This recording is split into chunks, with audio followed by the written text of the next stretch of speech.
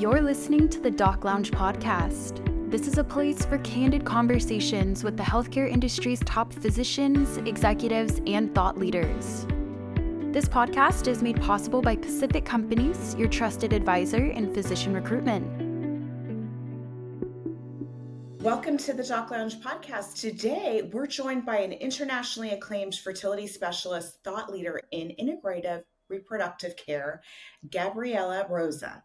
Gabriela is a Harvard-awarded scholar, the founder of the Rosa Institute, and the creator of the groundbreaking Fertile Method, a proven pathway to parenthood that has helped thousands of individuals and couples overcome fertility, miscarriage, and failed treatments to achieve a remarkable 78.8% live birth rate, which is amazing. Since 2001, she and her team have supported more than 204,000 people across 111 countries, combining both rigorous science with compassionate care.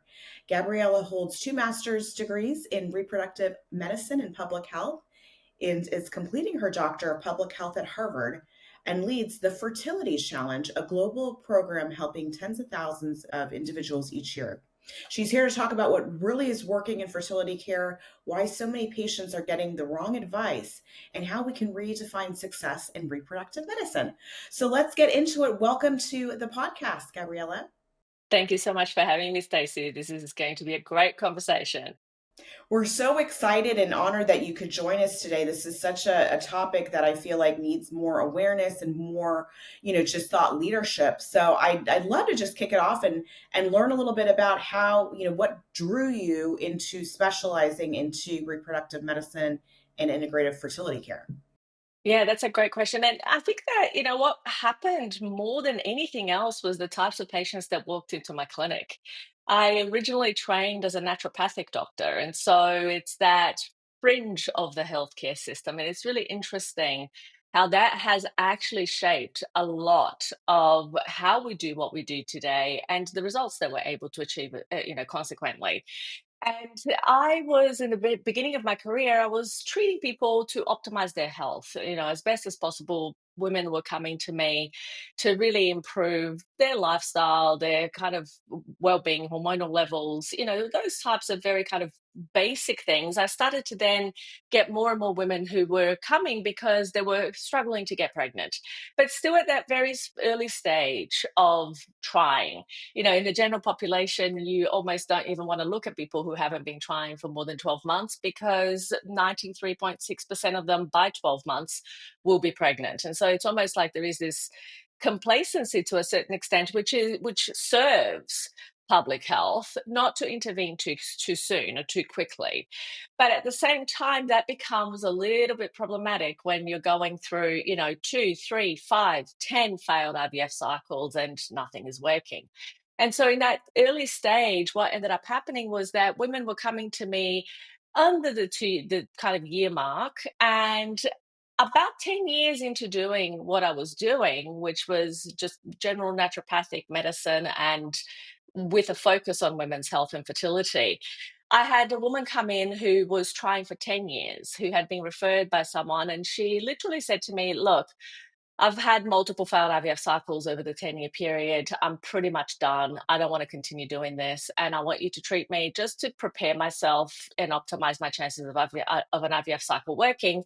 And if it doesn't work, then I just want to start a new chapter in my life, start a new book, not even a new chapter, start a new book in my life." And I said, "Look, there's nothing wrong with being healthier, and therefore let's engage in that, and let's make sure that both you and your partner are as healthy as possible ahead of this upcoming IVF cycle."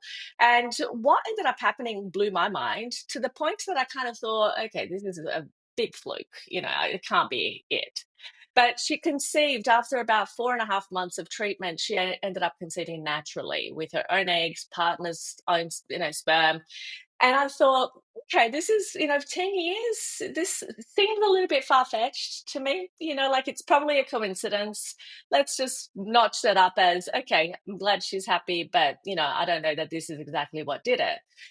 And then soon after I had that experience, another lady came to my clinic who had been trying for 19 years, very similar situation. And at this point, I'm thinking like, okay, she's 44 by now. She's, tried everything. multiple failed IVF cycles, and by now she probably is not going to conceive just as a function of age. And again, several months later, she was pregnant for the first time in her life. And at that point, I had a moment of like, okay, hang on a second. Two very big coincidences, very close to each other.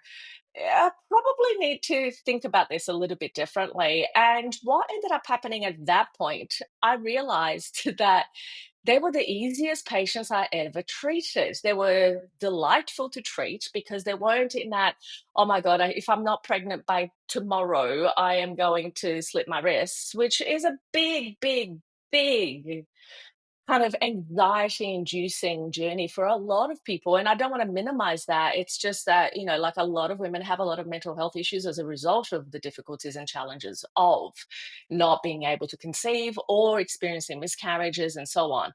And the distinction I noticed with these two women was that they were in a completely different mindset. They were like, you know what? I'm going to do my best. If it happens, it happens. If it doesn't, whatever. I'm just going to give this up and go and live my life in a different way to what I had originally intended, but clearly how it panned out. So I like that, you know, that that kind of energy. Yeah, so that kind of energy of like, I'll do my best, but take it or leave it was the thing that I thought at that point, you know what if I actually begin supporting only couples who are at that stage of like, this is the last resort. I'm just gonna like give this up if it doesn't work. So I started to shift the way in which we communicated about our services to make people who have been trying to conceive for more than 2 years eligible. So it turned out that I kind of changed my audience to a great extent because earlier on I was just focused on, okay, let's improve health, let's optimize chances of conception. Then it became, okay, if nothing else has worked, let's have a conversation and see if there are areas of optimization.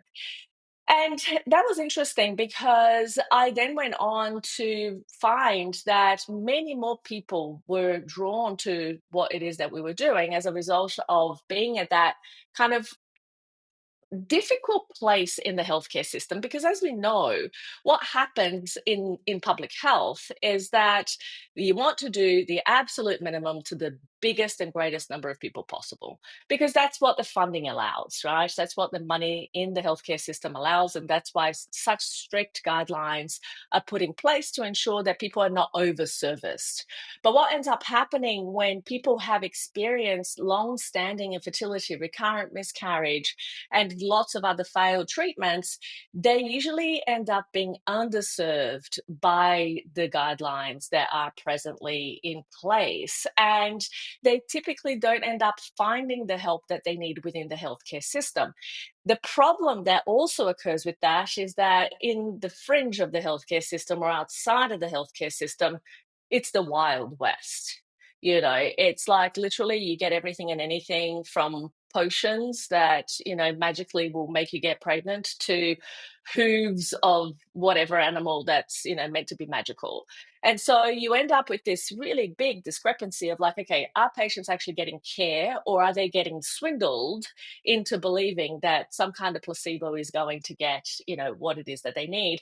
And so it was really interesting for me with the science backing and background and obviously all of my training to be able to sit and look at these two sides of almost kind of like this Berlin Wall of healthcare treatment. And that was essentially the moment for me that made me decide, okay, you know what, there is a need for a third option. There is a need for it's not just we do something through the healthcare system or we do something completely outside of it.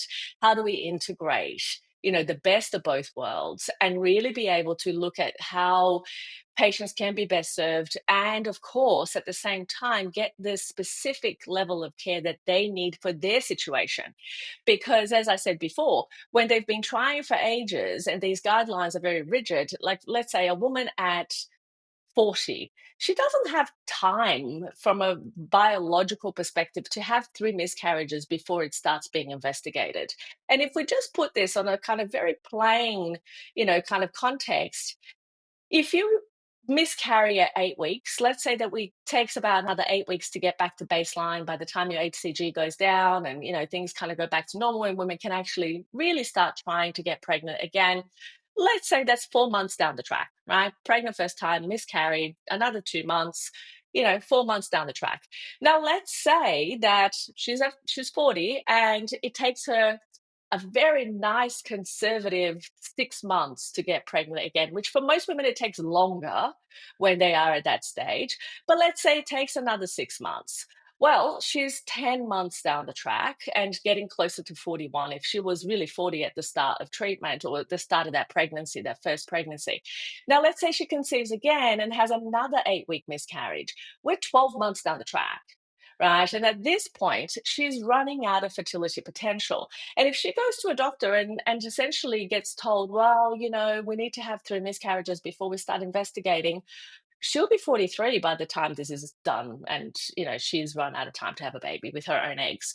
Of course, there are other ways in which doctors then try, or the healthcare system as it stands tries to support these people, but it's usually through IVF. We know that out of the 100 cycles, 100% of cycles that get started, 29% of cycles will yield a live birth, which means that we still have that shortfall of 71% that fails each cycle.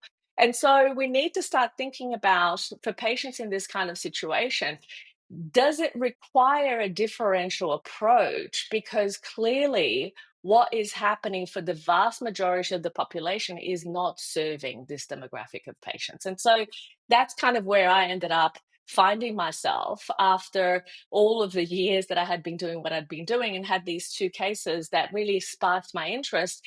And then, of course, fast forward to 2022, we ended up publishing our first 7-year analysis of 544 patients and demonstrating a 78.8% live birth rate.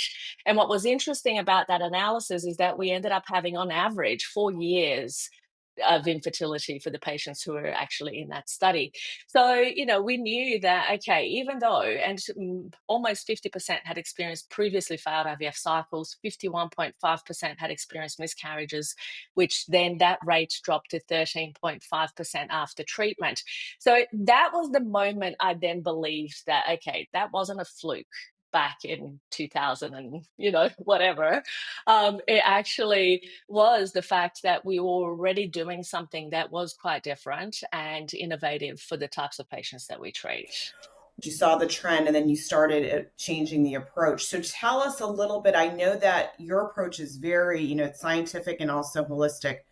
What makes the fertile method unique from kind of the traditional way of thinking about fertility treatments? I think that the biggest thing is actually that we diagnose first, treat second. And that is very different. Like, that is the opposite of what happens in standard therapy. In standard therapy is like, let's treat, let's get the egg and the sperm together, let's go. And then when it fails, it's like, oh no, it's a numbers game, just keep trying.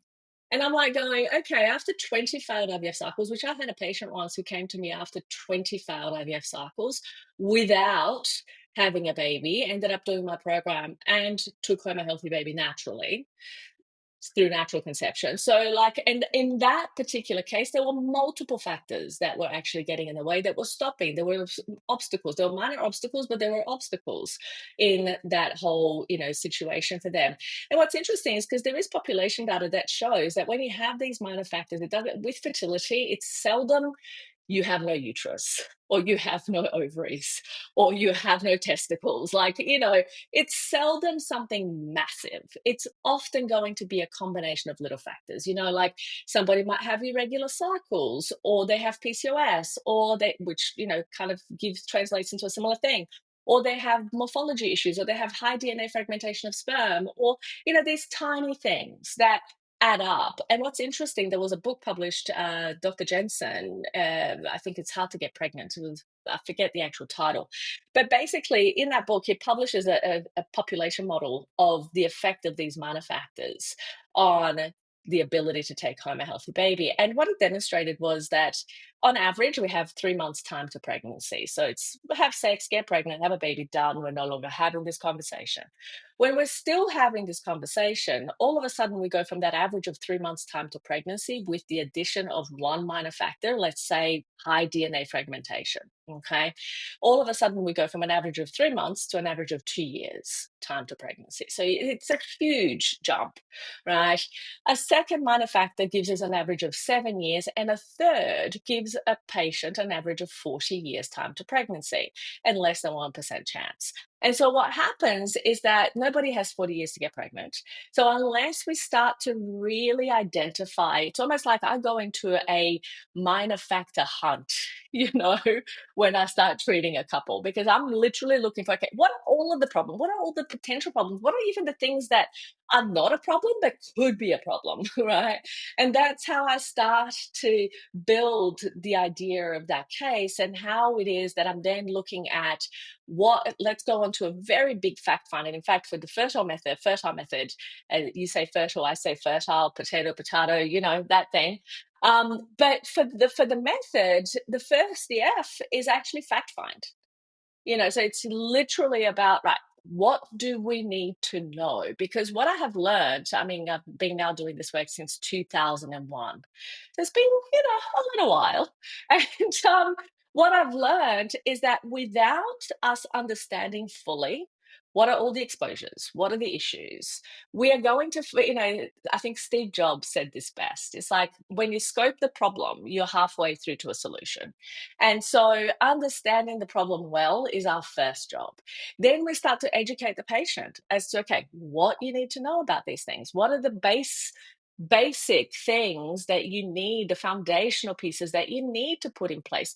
And most people know. If I was to ask you, you know, if you were pregnant right now, what are all of the things that you would absolutely start doing or absolutely stop doing to ensure that you have the healthiest possible baby? Even men, they will rattle off a list.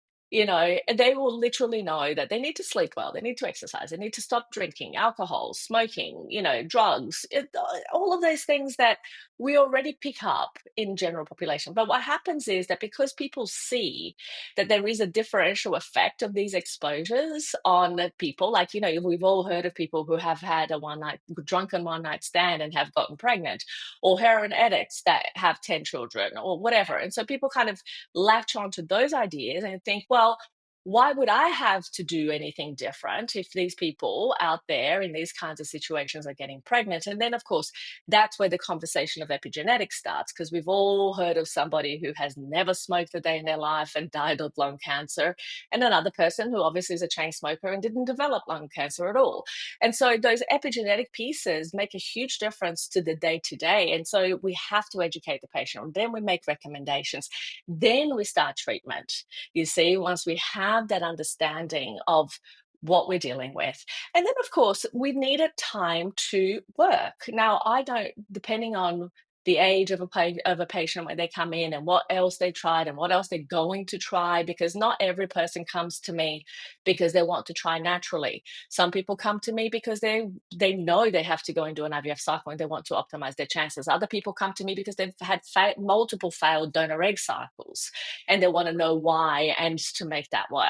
And so we literally are looking at the person as an individual and as the couple as a unit, because we treat both partners. And I think that that's another big distinction of how we work, is that we don't work with a single woman here. You know, if a couple is going through wanting to have a baby together and we're using both gametes, we are going to work with the woman and the man, and we are going to treat both partners. I always say fertility is a team sport, you know, and so it's about making sure that we've got both of those parts working well. Because you see, especially as women are older and the mitochondrial energy of the egg is no longer the same, right, in terms of fixing the DNA fragmentation, the errors within the sperm, which is its job, right? But as it becomes more compromised over time, the better the sperm at the outset of this little conversation, the easier the process of embryonic development is going to. Fertilization to begin with, embryonic development as a second, and then, of course, you know, implantation to take place. And we know that miscarriages are 50-50. It's in fact, we could probably, to say that even more accurately, we could say 40% female factor, 40% male factor, 20% embryonic factor, and other. But the reality is that for the most part, if we look at what happens in standard therapy, you go to a GP, the doctor gives a referral to the woman to go and do IVF. The IVF doctor then goes, okay, this is when you start your cycle. The man goes in on the day of giving a sample, and that pretty much is the end of his contribution. And the rest is, let's wait and see what happens. And of course, in a situation like that, which is very much a protocol orientation of like, let's just get these functional mechanical bits done, there's a lot that gets left to chance in how biochemistry can be optimized, right? And so this is how the paradigm of how we even look at optimization of, the human, the individual, to whether it's natural conception or IVF cycle or whatever else, it's a different way of thinking. I think that's probably fair to say. And I think that's why you have the success that you have. I mean, a 78, basically 79% by birth rate is amazing. Now, tell me, I know you've worked with individuals and couples across the countries. Is there anything that you've learned just from kind of having that wide view of the global fertility landscape? Yeah, sadly, healthcare systems are not better anywhere in the world. There isn't one that wins. I will say that. But, I mean, of course, there are nuances in each healthcare system. We treat patients predominantly in the US, UK, Australia, but literally patients are all over the world. And so it's one of those really interesting things that there are many, many similarities, obviously, because most medical kind of organizations have similar guideline kind of borrowing, right? So it's like what is being done in the US is being done in the UK, is being done in Australia, with the distinction that, and in Canada, with the distinction that obviously in the UK, Australia, and Canada, we have universal healthcare systems, which basically means that you do have that kind of public aspect of healthcare, which comes with its benefits and drawbacks. And the benefits are that obviously there is some subsidy for treatment if it's IVF related, which doesn't incorporate understanding the problem well before, embarking straight into treatment. But there is access to treatment for the vast majority of the population, which is not the same in the US, for example, right? Where it's very much, it's a privatized system, and depending on what's going on, depending on the insurance you have, the state you're in, then there will be different conversations that will be had around that. But what is a problem in every single healthcare system is that initial diagnostic piece. Either the patient decides, there's very little really in the grand scheme of what needs to be investigated for what is happening to a person that is actually covered by healthcare systems around the world. And so either patients need to go to multiple different doctors, which is what ends up happening. It's kind of the doctor shopping, who will do this lot of testing, who will do that lot of testing, so that eventually they can get a clear picture of what's going on for them. Or they have to pay out of pocket, which, in some places it's a reasonable kind of fee for an out of pocket test. But in other places, like for example, I'll give you an example. I've lived in Boston now for 3 years because of my doctorate at Harvard. And so in Australia, a full blood count panel, right, which is a complete comprehensive count, I forget what it's called in the US, but full blood count, essentially in Australia, if you're paying out of pocket, it will be around about $100. You know, I looked at the bill that was sent to my insurance from my pulmonologist, who I went to see at, one of the major hospitals in Boston. Won't name names, but I look at the bill and it was $1,500 for the same test, and I was like, what? Like, the difference between, so imagine if a patient has to go and pay out of pocket for these services, you are looking at an immense discrepancy of access. right? And of course, then we start looking at, okay, what is fair, what's equitable, this becomes a very different conversation. But we know that healthcare systems obviously have a part to play in the kind of treatment that people receive, in the kind of access that people have. And, those are some of the similarities and differences that I have noticed over the years. Obviously, what people want when they're really struggling to have a baby is a baby. They don't want to get pregnant. They don't want to, try it. They just want a baby. A lot of times, for many, many people, um, that hope, that wish is never going to be materialized because they just cannot afford the level of care and treatment that is required for that to happen. That was one of the reasons why I decided to do the Fertility Challenge program, because that's where we give like literally thousands of dollars worth of expertise for people to understand so that they know what to ask and the conversations to have with their doctors and the things that they need to be doing, that they can be doing, that's going to improve their chances. So it was kind of from that lens that, and the Fertility Challenge has been going now since 2011. It's been a long time. And so from that perspective, it was my way of making some level of contribution to these differences and distinctions that I was seeing. And really, because I do really feel like I sometimes talk to people who have a lot of education and a lot of understanding, and they have the financial resources to be able to take on, whatever treatment they choose. And they're still not getting the help that they need. They're not getting the actual expertise that they need. And so they obviously step outside of the healthcare system because they're like, well, I'm not being helped, right? And therefore, what do I need to do? And then I also talk to people who literally, like in their telehealth appointments, are smoking in the car, and so you're kind of like, okay, this is where, and seeing that level of education about the things that you can do to really optimize health and fertility is differential, right? Is what drove me to go, okay, how do we make a bigger difference? How do we actually help more people understand what they need to understand and do what they need to do for themselves without having to rely on external, input to some extent? That's fantastic that you created that and trying to make it, more accessible to all. And Gabrielle, where can they find information on the fertility challenge? So people can go to my website, fertilitybreakthrough.com, and essentially, in there they'll find my book. In fact, Fertility Breakthrough, the book, it's Fertility Breakthrough: Overcoming Infertility and Recurrent Miscarriage When Other Treatments Have Failed. This book actually outlines my thinking around, what it is that couples need when it comes to fertility treatment. And also it's written for patients so that they understand what it is that they need to understand to empower themselves to self-advocate, on this journey. That book is available free on Spotify and YouTube, so people can just Google it alongside with my name, Gabriela Rosa, Gabriela Rosa, and that's essentially how they'll be able to find the information.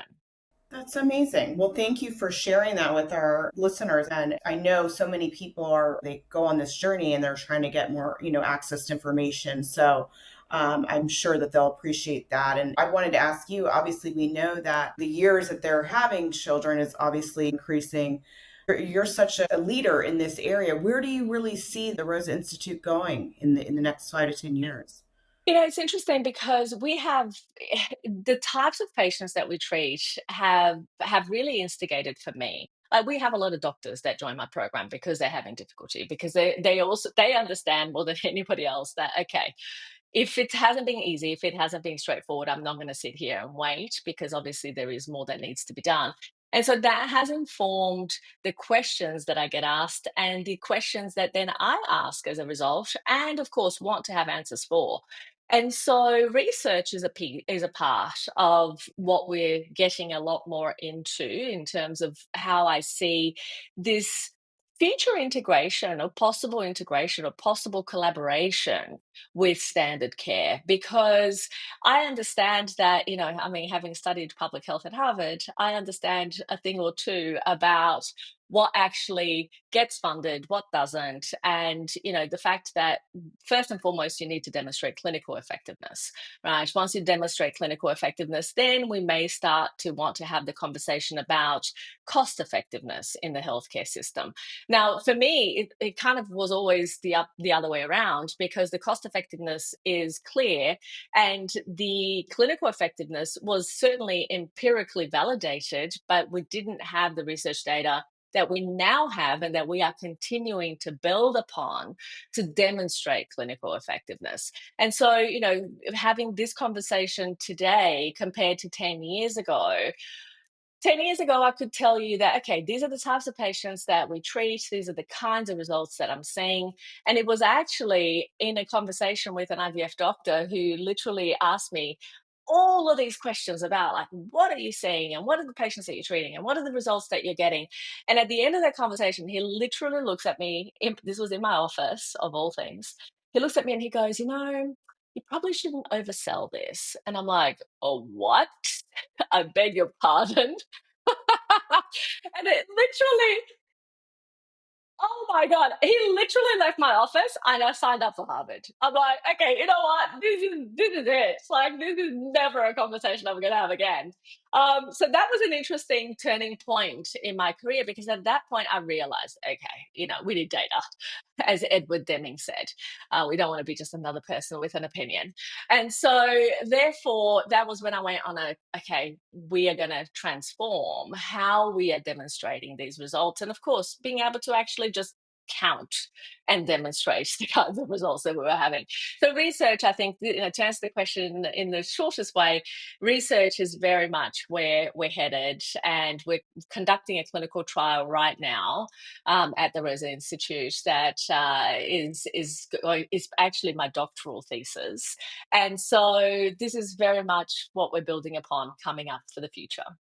Exciting. Wow. Well, it sounds like you guys are continuing to lead the way and really be pioneers in this field. And I really appreciate you sharing all of the insights and all the things that you've learned.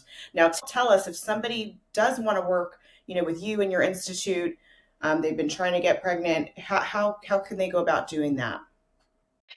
And that's a really great question. And actually, it's funny that you asked that question, because in talking about demonstrating clinical effectiveness, we don't take on every patient that searches or looks for our help. We literally assess the case first. So if it's a difficult, complex case, somebody who has been trying for more than 2 years, has done lots of different things and nothing has worked, then that's where we start the conversation.